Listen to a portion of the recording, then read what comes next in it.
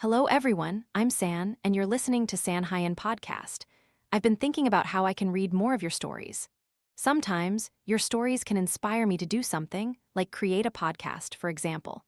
So I'll need a lot of data, a lot of interesting stories. Normally, I get stories from everyday life, perhaps my own experiences or those of my friends. One of the things I find really interesting to explore is psychology. When I made this podcast episode, I really wanted to share it with all women, especially those who often suffer in their relationships.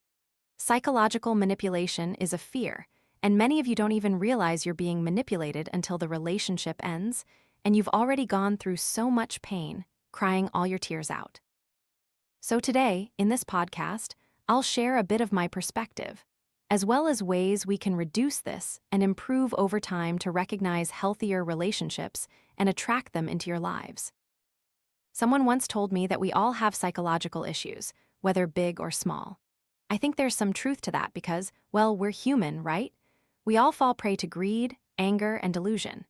Each person has different strengths and weaknesses, and sometimes those very weaknesses or strengths are a reflection of some underlying psychological issue within us. Of course, within certain limits, I think it contributes to forming each person's unique personality. For example, maybe I'm a bit stubborn. My psychological issue is that I don't like submitting to others. I don't like being ordered around. I prefer to lead my own way, to be independent and self-reliant. But then, on the other hand, I'm extremely clingy and love to be pampered.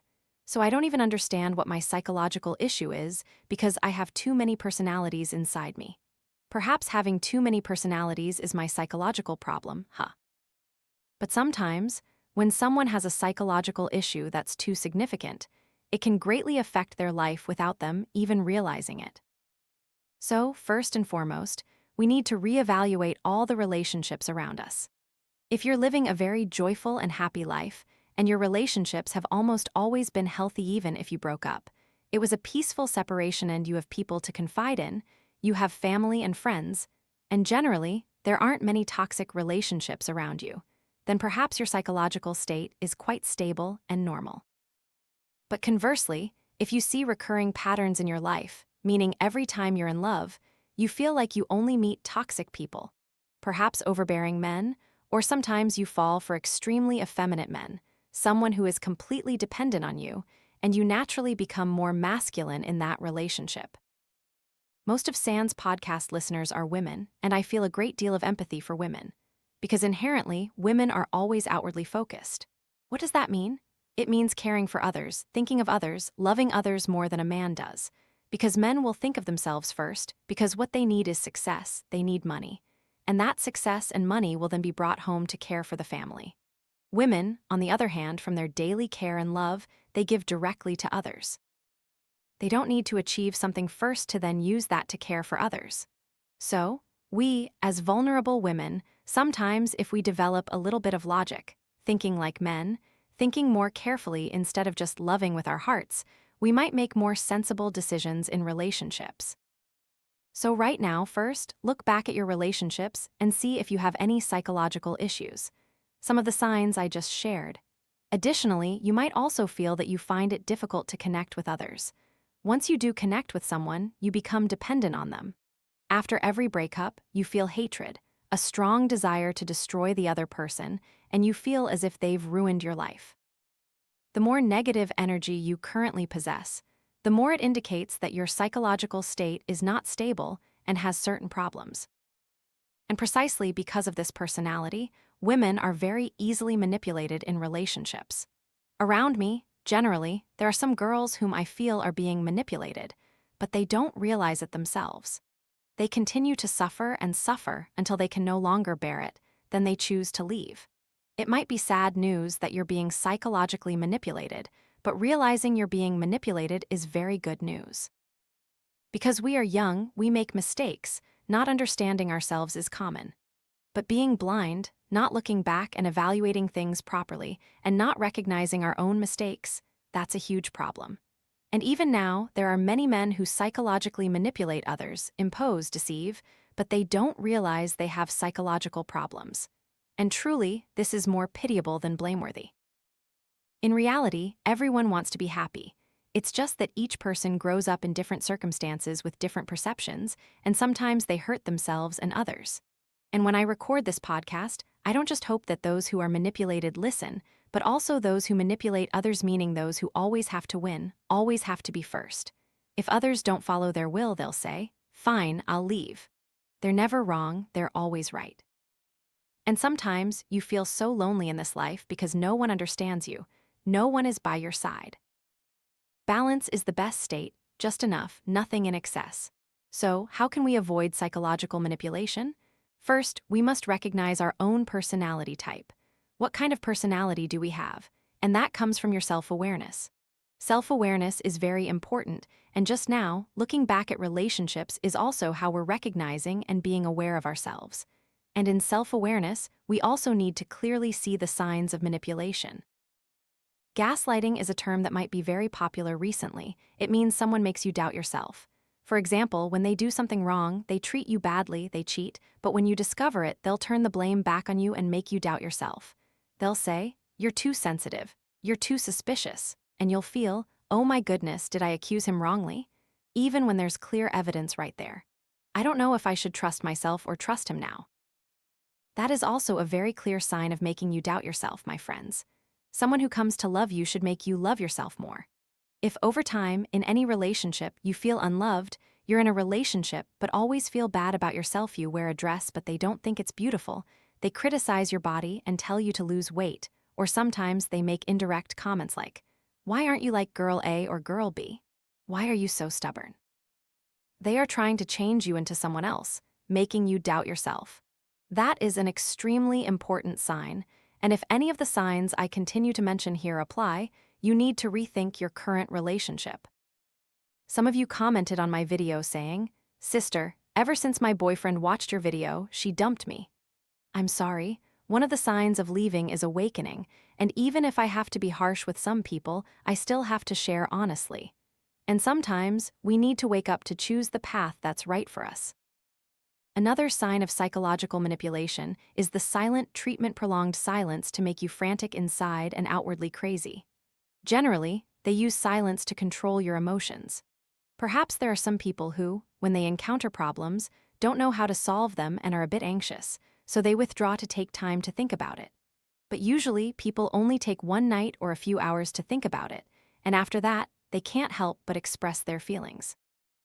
In reality, that need comes from releasing themselves, and secondly, the desire for the other person to understand them, and thirdly, they also don't want the other person to be hurt and overthink during the silent period between them. So, in cases where someone has been silent for 3-4 days or more, they are doing it intentionally, and perhaps they don't realize it will hurt you. They simply think they don't want to take any responsibility in this matter. They think they are not wrong, so, if you want to make up now, then you come here and make up, because I'm busy, I have a lot to do, I don't care. Because in their mind, they don't think they're at fault, so they have no need to share this. It's sad, isn't it? But it's a pretty typical sign. And if, when someone is silent, you feel frantic inside, then that's also your problem. Someone who is easily manipulated will feel immense pain and hurt when subjected to the silent treatment. But a healthy person will not feel pain, they will immediately realize, "Ah, this is that kind of man, and I don't want to be with this person. I will end this relationship." You might think this is difficult to happen, but it's difficult because you have a personality that is easily manipulated. As for someone with a healthy mindset, they will gradually realize that, if I love this person, I feel like they don't have enough responsibility and maturity to discuss and share emotions. Healthy people are ready to confront directly, ready to meet and discuss, but it's to end the relationship, not to try to reconnect it. Another sign is love bombing. Someone who, right from the beginning, expresses their love excessively. Initially, they are extremely sweet, but gradually they become very controlling, jealous, and demand that you do what they want. If you don't comply, they will become irritable, torment you, and curse at you. That's also an extremely dangerous sign.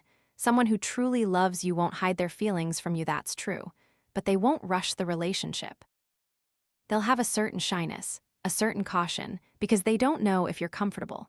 So, if right from the first date, they're already touching, holding hands, or making overly intimate gestures, wanting to fast forward the stages, that's also a sign we need to consider. And another sign is that they will make you feel guilty even when you haven't done anything wrong. You constantly feel guilty in this relationship.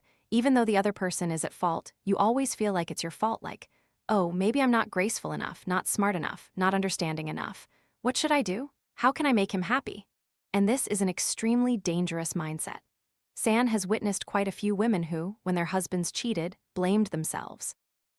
Not to mention, there are some videos online by people who call themselves coaches, who train or counsel women in relationships, and they say that men cheat because of women. Oh my goodness. One of the ways they take your money is by making you feel like a guilty version of yourself, making you feel incomplete. You see, your husband cheated because of you. Let us help you so you can have something that will make your husband not cheat anymore. A person who cheats does so because they allow themselves to, they think it's permissible, and it's their decision. Once a person has a tendency to cheat, they will cheat, no matter who their partner is. Someone might get tired of you because you're difficult, because you neglect yourself, don't take care of yourself. They might stop loving you, but that doesn't mean they will cheat. If they choose to cheat, don't blame the circumstances, it's about them. And when you love someone who cheats, you can't control that. You can only accept it or leave or stay. It's as simple as that. So generally, these are some specific signs that if you're in such relationships, you need to consider them. And I think one of the most crucial things to overcome this feeling and avoid being manipulated is self-respect. Your self-respect must be valued more than your emotions. What does that mean? It means no matter how much you love this person, if you feel insulted, disrespected, doubted, blamed, or generally feel unvalued when you're with them, that's when you should make your decisions. But the difficulty here is, how can you nurture self-respect? A person's upbringing shapes them, and it's not easy to change overnight. So I'll start with a few things we can practice in daily life. You need to have your own standards to know how to say no in certain situations. How should a man treat you? What will you accept? Would you accept a man who hits you, or do you not accept even if he just uses harsh words with you? Each person will have their own standards, but San still thinks we should set higher standards. If you feel that you don't truly respect yourself, you'll need to define your core values. That is the most important thing, to respect yourself. But talking about core values sounds vague.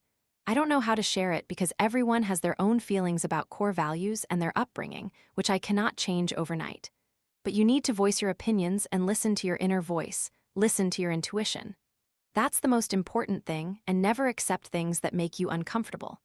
I know that often, it's a small matter and you might think, oh, I'm uncomfortable, but I probably don't need to say anything. But no, if you've listened to your inner voice and you feel that their action was disrespectful, you need to express it, say it so they know, or you'll decide to leave that relationship. Don't let anyone force you to do something you're uncomfortable with. In the past, when I worked at a company, I absolutely hated drinking parties. Why? Because during those gatherings, I felt like they weren't proper or decent. I'm not saying everyone is like that. I'm only talking about the spaces and situations I participated in. At those gatherings, people would often say things they wouldn't say when sober, and those things were quite sensitive. I didn't like that, meaning they would use alcohol and beer as an excuse, thinking, if I say something a bit too much, it's just because I'm drunk. So I absolutely hated it, and back then, it was incredibly difficult to get me to go out for drinks or company parties. No one could force me. I'd only go if I respected someone or felt it was appropriate. When I did go, I made my attitude clear: no drinking alcohol whatsoever. I'm here to hunt for food. I'm just here to eat. Don't let anyone coerce you into doing things you're uncomfortable with, whether it's a friendship, a romantic relationship, or even family. San believes one of her strengths is daring to speak her mind. Boundaries are what protect you from manipulative behaviors. If someone doesn't respect your boundaries, they don't deserve you. Remember that. Sometimes, just say no without feeling guilty. And after boundaries, next, we need emotional independence. Always cultivate emotional independence. I know this is not easy at all, but you need to not let anyone control your emotions. Only you control your emotions. If you always feel like you're easily angered, whatever easily makes you angry and annoyed, that thing is actually controlling you. So there's a very good attitude. Never be afraid of losing anyone in life. Don't be afraid of losing anyone. If this person leaves, someone better will come along. If they're that bad, don't try to hold on to them. Don't be afraid of losing anyone. Essentially, do they even deserve you? When you know what you deserve, you won't try to hold on. You especially won't try to hold on to someone who doesn't respect you. In fact, you won't try to hold on to anyone at all. You'll simply live your life. If someone can accompany you, that's wonderful, but if not, it's no problem. And the important thing is that you need to focus on your life, nurture your life. This is extremely important. You need to have your own work, hobbies, and separate friendships. It's strange that successful-looking women are often more easily manipulated. Why? Because in reality, they have careers, but they're very lonely. They often find it quite difficult to share with others. My friend is a girl who focuses on work and career, so I understand this very well because I also have moments when I feel that lonely. But sans luck is that I have understanding friends to confide in and share with, and especially, I have family to talk to. This means that, actually, my closest girlfriend has always been my mother, and my closest male friend has always been my second older brother. I have 2 older brothers, but I'm closer to my second brother. These 2 are the people I share almost everything with. Not entirely 100%, there are still things I keep to myself, but mostly I share with my family, and it makes me feel much less lonely. I have a wonderful spiritual support system. I realize that I don't live alone, so I can always ask for help from friends and family, share with them. But I also don't forget that in this life, I must be the one to make decisions. I am the one who will make myself happy, not anyone else. You might still have moments of loneliness, but you won't easily fall into someone else's arms and become too dependent on them. But perhaps the most important thing is emotional independence and self-observation of your own feelings, learning to calm yourself and healing yourself. I believe we all have that healing energy. You are fully capable of healing yourself. Start looking for new hobbies and new habits. For example, I love playing tennis and swimming. Besides that, I also enjoy playing guitar, singing, dancing, painting, writing books, and creating content are also some of my hobbies. San also quite enjoys traveling and exploring new cultures. The more you focus on yourself and invest more in yourself, the less you will be emotionally dependent on others, or the feeling of dependence on others will decrease. And when you are not dependent, you will easily connect with healthy relationships. Because, in reality, if you meet a manipulator, you also need to accept that you also have some negative energy that attracts such people. You shouldn't just blame them. You are also part of the problem. Perhaps you don't realize this, but who you are will attract people like that. So, we need to nurture this from now on, as soon as possible. Emotional independence, self-respect, your self-esteem, setting necessary boundaries in relationships. These are all extremely necessary things. I hope this podcast episode can give you some advice, suggestions, and insights. If you have stories, please comment below. I will listen to you. Thank you and wish you a good night.